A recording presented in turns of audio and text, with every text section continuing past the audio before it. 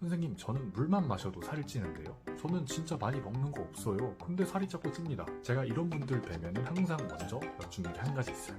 선생님, 혹시 를 많이 드시진 않나요? 이상하게 맛있으면 몸에 안 좋은데 맛이 없는 게 건강에 좋고 이런 생각 많이 하시잖아요. 그런데요, 맛있지 않나요? 다이어트에 절대 도움이 됩니다. 연결 다이어트. 안녕하세요. 다이어트 도와주는 한의사입니다. 자, 적게 드셔도 살이 찌시는 분들의 특징이 있어요. 오늘은 이런 분들 특징이 무엇인지 좀 알아보고요. 몇 가지만 고치셔도 금방 살이 빠지실 수 있으니까 영상을 끝까지 좀 시청해주세요. 자, 첫 번째 습관은요. 당류 제한입니다. 당류를 제한해 주셔야 되는데요. 당류를 어느 정도로 제한해 주셔야 하냐면 하루에 100g 정도를 목표로 제한을 해 주셔야 됩니다. 근데 이 양이 구체적으로 어느 정도 수치이냐 하면은 아침, 점심, 저녁 3끼를 드셨을 때 각각을 햇반 기준 반 그릇 드시면은 이 당류 100g이 채워진다고 볼 수 있어요. 따라서 이 수치는 그렇게 높지가 않고요. 굉장히 어떻게 보면 고통을 좀 수반한다고 보실 수 있어요. 왜냐하면 만약에 아침, 점심, 저녁 각기 햇반 반 그릇 이상을 드시거나 아니면 반 그릇만 드시더라도 간식을 드시게 되면 이 열량을 초과한다고 볼 수가 있습니다. 그렇기 때문에 반드시 간식은 피해 주셔야 돼요.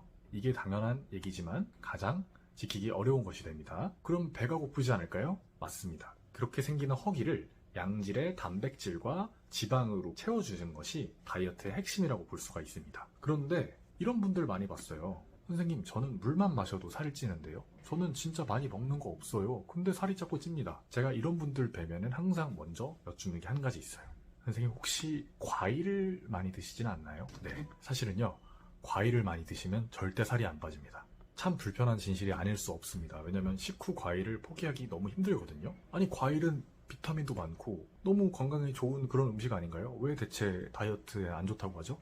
비타민도 많고 간 해독도 되고 여러 가지로 건강에 좋다고 하지만 어쨌든 간에 그 정제된 열량들이 굉장히 농축돼 있는, 모든 과일이 그렇다고 볼 수 없지만 특히 당도가 높은 열대 과일 같은 경우에는 열량이 매우 높거든요. 그렇기 때문에 다이어트 기간 중에는 과일을 절대적으로 피해 주셔야 됩니다. 두 번째, 꼭 이번엔 하셔야 될 생활 습관은요, 양질의 단백질과 지방 섭취입니다. 우리가 탄수화물, 단백질, 지방을 3대 영양소라고 하잖아요. 그런데 혹시 이렇게 아시는 분들 혹시 아직 계신가요? 지방을 먹으면 지방이 생긴다, 이렇게 아시는 분들 계신가요? 불과 10년 전만 해도 건강검진 결과에서 콜레스테롤 수치가 높게 나오면 달걀 노린자에 콜레스테롤 많이 들어있잖아요. 달걀 노린자 같이 콜레스테롤 많은 음식을 피해주세요 라고 말씀을 하셨어요. 근데 지금 2024년 현재 만약에 지방 수치가 높으니까 지방을 드시는 양을 줄여주세요, 이런 말씀을 하시면 굉장히 최신 공부를 안 하시는구나 라는 말씀을 들으실 수 있어요. 단순히 지방을 먹어서 지방이 되는 게 아니라요, 탄수화물을 드셔서 그 잉여 탄수화물이 체내에 가서 지방이 되는 겁니다. 반면에 좋은 지방은요, 다이어트에 무척 도움이 되거든요. 왜냐면 좋은 지방들은 담즙을 생성하고 그것 때문에 염증을 제거를 하고요. 따라서 혈당을 잡는데도 현격한 공을 세웁니다. 좋은 지방은 어떤 것들이 있을까요? 엑스트라 버진 올리브유, MCT 오일, 버터, 치즈, 이런 것들이 있겠죠. 물론 카놀라유, 해바라기씨유 같은 식용유들, 마가린, 이런 식물성 안 좋은 지방들은 당연히 다이어트뿐만 아니라 건강에 해가 된다는 사실을 잊지 말아주세요. 혹시 이런 생각 해보신 적 없으신가요? 이상하게 맛있으면 몸에 안 좋네, 맛이 없는 게 건강에 좋고, 이런 생각 많이 하시잖아요. 과일도 그렇지만 과일 너무 달콤하고 포기할 수 없는데 살이 찌다니. 그런데요, 고기 맛있지 않나요? 고기를 물론 안 좋아하시는 분들도 계시겠지만 고기 정말 맛있는데 돼지고기, 오리고기 이런 것들 다이어트에 절대 도움이 됩니다. 같이 먹는 밥은 적군이지만요, 돼지고기, 오리고기 같은 고기 자체는 아군이라는 점 꼭 기억해 주시고, 이에 더해서 흰살 생선 같은 생선류 다이어트에 매우 도움이 되니까요, 같이 따라다니는 밥만 좀 경계해 주실 뿐이지 고기는 마음대로 드셔도 상관이 없습니다. 자, 세 번째는요, 굳이 무리한 운동을 하실 필요는 없다는 겁니다. 갑자기 이제 다이어트 시작한다고 무리하게 운동하시는 분들 계세요. 그런데 평소 하시던 정도만 꾸준히 하시는 게 가장 도움이 됩니다. 사실 운동이 건강에 좋긴 하지만 다이어트 목적이라면 굳이 하실 필요가 없습니다. 두 가지 이유가 있는데요. 첫 번째는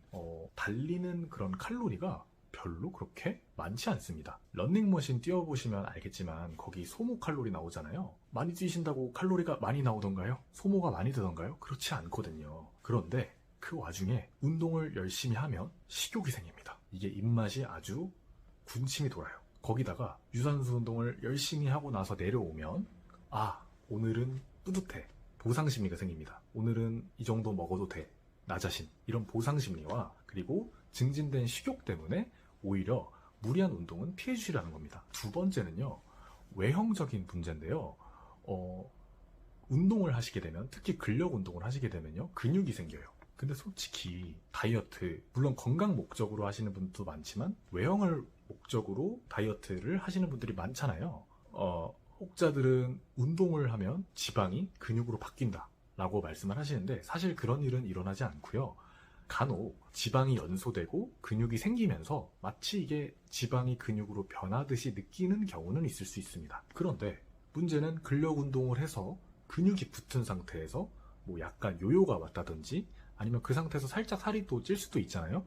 그렇게 되면 그냥 살만 쪘던 것보다 근육 위에 다시 지방이 생기면서 약간 어떻게 보면 더 체중이 증가한 외형 상태를 보일 수 있게 됩니다. 그리고 절대적인 체중도 근육의 무게가 지방의 무게보다 더 높기 때문에 체중 감소에도 악영향을 미칠 수가 있습니다.